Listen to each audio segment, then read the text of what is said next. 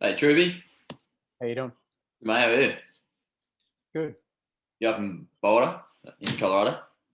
Boulder, Colorado. Chile? Yeah, it's all right. I mean, we've been here, what, 12 years? Yeah. Is it snowing Yep. out there? It is. It's pretty cold. Yep. Thanks for jumping on. Appreciate it. We're just doing a few interviews with a few people just to get some value. So runners can kind of get a bit of an insight and hopefully help them grow as a runner. So Cool. appreciate you jumping on. To start things off, do you want to just get a bit of an intro for the viewers and give a bit of an overview of the pathway that you got into running and how that kind of progressed? Yep. So I got into running with my father who wanted to lose weight. So my father was working at Alcoa at Point Henry in Geelong, and he just decided that he wanted to change his lifestyle. He was a drinker and a smoker, and so at that time in the 80s, we had Robert De Castella. So we'd had this big boom of running and fun runs that were starting to pop up as a result of Deke. And so my father, he bought books like Train Like Deke, Race Like Deke, and we started mapping out fun runs. And every night after work, when he'd get home, we'd head out and run around our state, which would be around about 3 kilometers, sort of 4 or 5 nights a week. And from that, my love of running grew. Beautiful. How did so you just mentioned you're in Boulder? How did that come about? So after the Olympics in 2008, I'd had another bad performance at the Olympic level, and I was just looking for something to do before I retired. So I figured that I was going to come to America for a year, and I was going to run the Boston Marathon and the New York Marathon, which were two marathons I hadn't raced, and I was going to do them and then retire and come back home.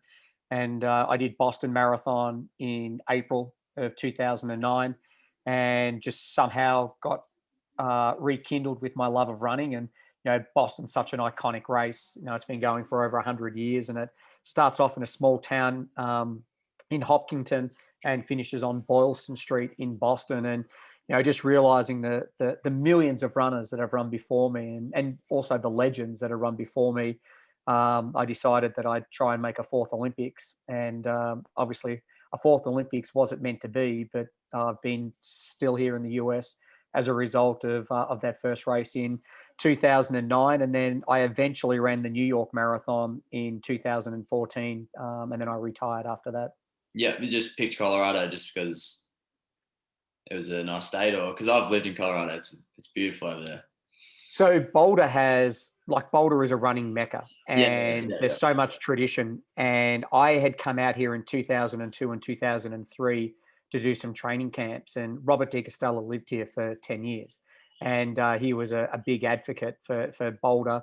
And you come here and you've got world class athletes like Steve Jones, Colleen DeRook.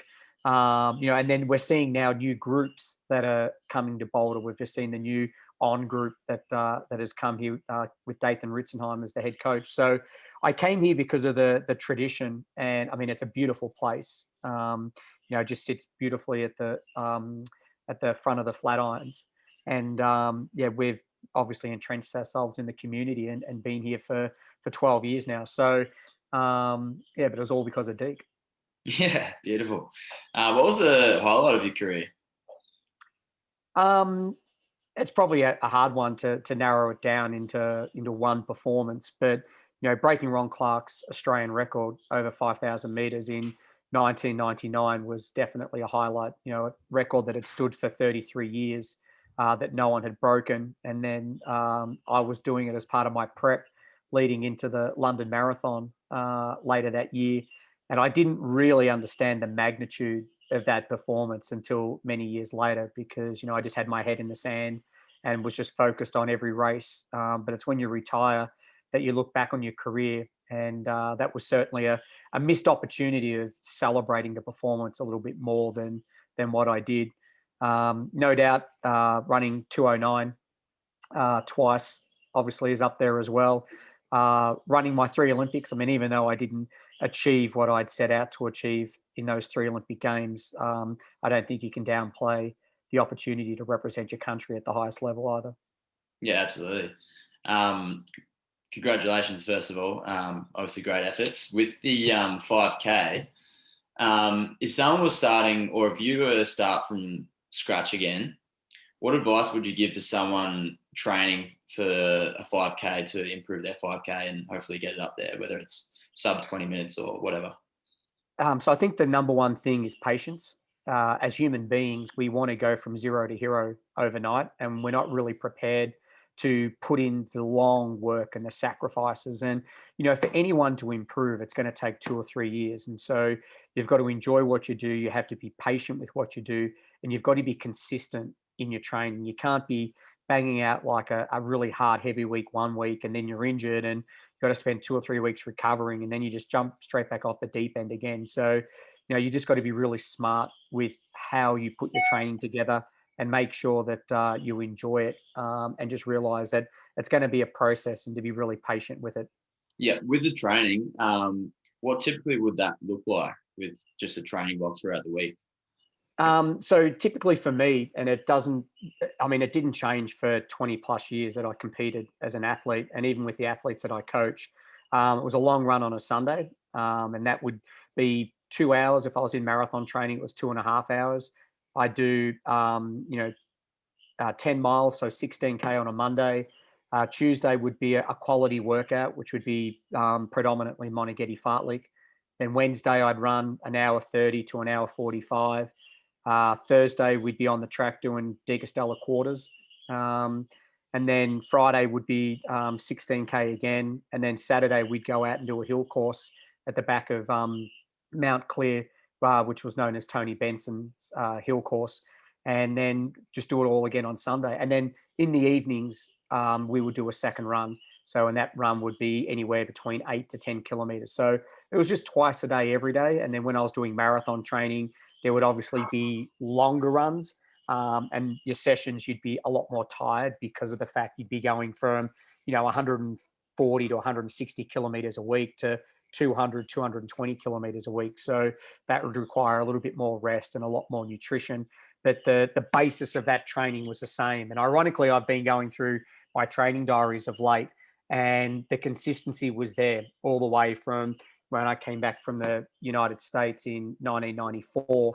I'd moved to Ballarat in 1995, and I wasn't getting great results in 95, but then 96 I started having good state results, and then in 97 I had good national results, and in 98 I started competing as an international athlete. So the training stayed the same, just I got better and the workouts got faster, and then I got stronger, and then the workouts got longer.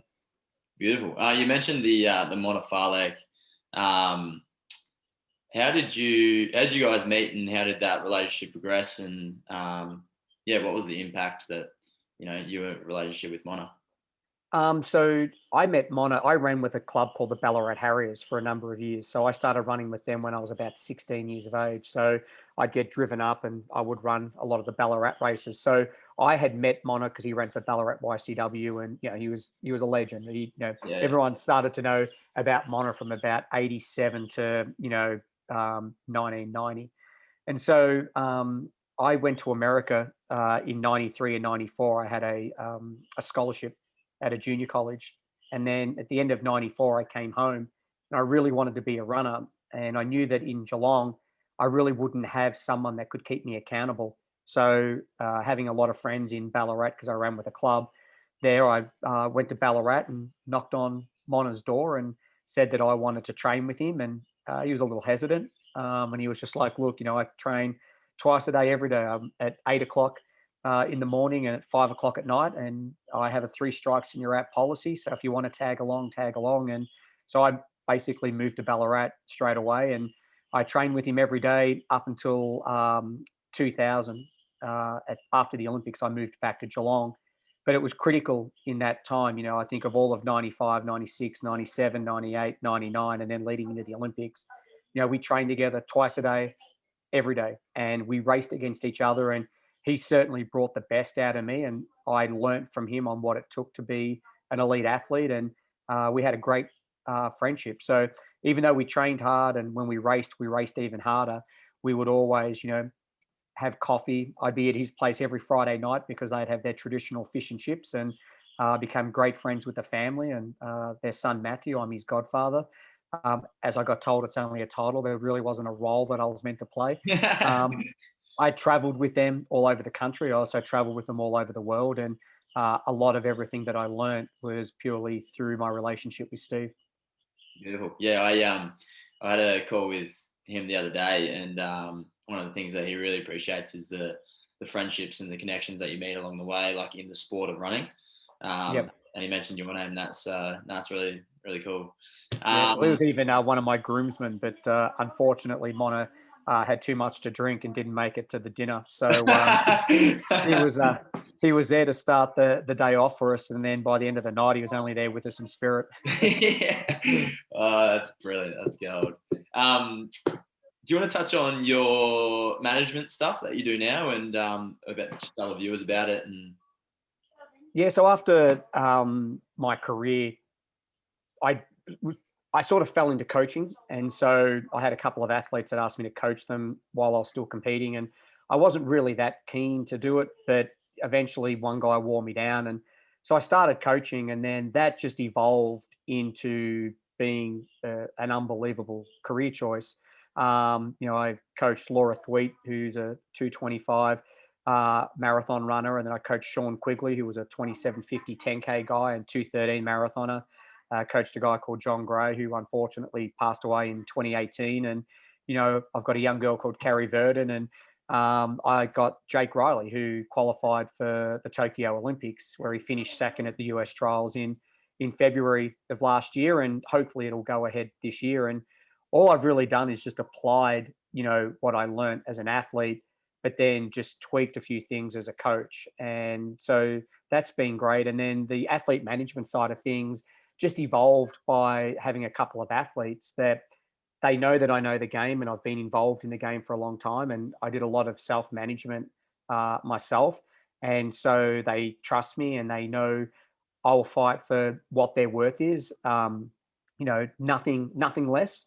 And I think sometimes a lot of athletes sell themselves short. They're happy to get a free pair of shoes or free apparel, and they're not really looking at the ROI of what they're contributing to the sponsor. And I think a lot of athletes deserve to be financially rewarded for the work that they put in. So, and then I do a lot of event management, so I put a lot of races on here in the US, and we're contemplating the opportunity of moving back to Australia at some stage over the next 3 or 4 years, and we've looked at putting a marathon on in Geelong, which unfortunately didn't happen last year because of COVID, and it's probably not going to happen this year because of COVID. And I also can't get out of the US because of the limited flights and having to have the vaccinations. But in 2022, it'll definitely happen. And if and when we decide that we want to come back to Australia, I can't see my life being any different. I'll probably be coaching, and I'll have some events, and I'll probably be managing and looking after athletes. So I'm very fortunate to have had that path as a career for 20 years as an athlete, and then now passing on my knowledge and wisdom to the next generation of athletes and putting on events for people of all ages, all abilities. I really enjoy that. Like you've got a race of 2, 3, 4,000 people, and people are out there that win the race in 30 minutes for 10K, but then you've got people that have to walk and it takes them over 2 hours. And their battle is just to lose weight and to lead a healthier lifestyle. So it's one of the great things about running. There's no discrimination. Everyone is brought together. We all have different goals, but when the gun goes off and we cross that finish line, it's all about achieving our own goals. So I certainly love that aspect of it. absolutely. And if they wanted to find you or contact you or look up a bit more information about it, where should they head to? I'll put a link in the page as well. So I got a couple of websites. So I have a website called marathonguru.com.au. And then my current one over in the US is Team Boco, which is just TAMBOCO.com. So they're the two websites that we do our events and coaching from. And Marathon Guru, I started up way back in about 2000 2008, 2009 with a guy called Scott Peterson, who was an Australian 1500 meter runner. And then Scott left the business a couple of years ago. And I've kept it on, and we're just going through a little bit of a restructure of the website and the platform at the moment, and hope to have that new platform launched hopefully in the middle of the year. Beautiful. Awesome. Thanks for all your input. Really appreciate it. And the value that you've given the viewers will get a lot out of it. So thanks for that. And I'm sure they'll be thankful as well.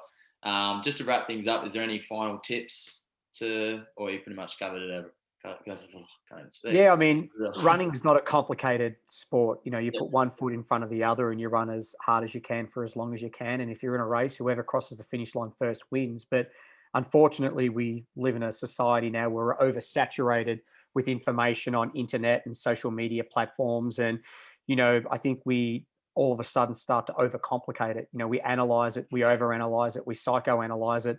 And before you know it, we've talked ourselves out of it. So, you know, as I said before, you know, enjoy it, be patient, be consistent with what you do, and then all those things won't override what you're planning to do. And you know, there's an old saying that Rome wasn't built in a day, and that's all everyone remembers. But the second part of that quote is that you know, Rome wasn't built in a day, but it fell in one.